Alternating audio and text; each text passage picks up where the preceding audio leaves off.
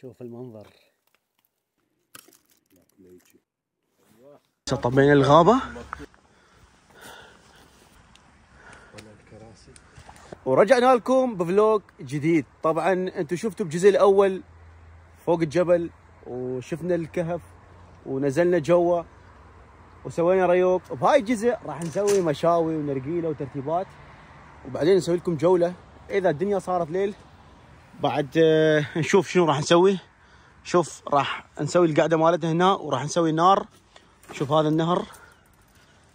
حاليا احنا بمدينة دينانت. خلينا نبدا بالترتيبات. اول شيء راح نسوي نار حتى نسوي مشاوي لان جوعانين. ها ابو راهيل؟ فلا تنسون اللايك والاشتراك والمشاركة ومشاهدة الفيديو للنهاية.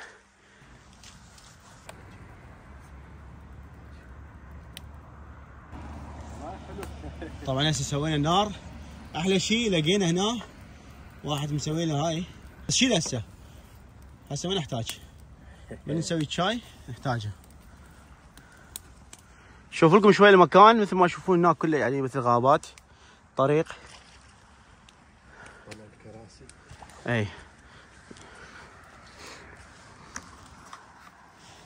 شباب، طبعا ابو راهيل من هاي المنطقة، هو يندل هاي اماكن يعني كلها شبر شبر مو؟ اي والله. اي صار لي 24 سنة هنا. 24 سنة بهاي المنطقة، يعني يعرف كل الاماكن.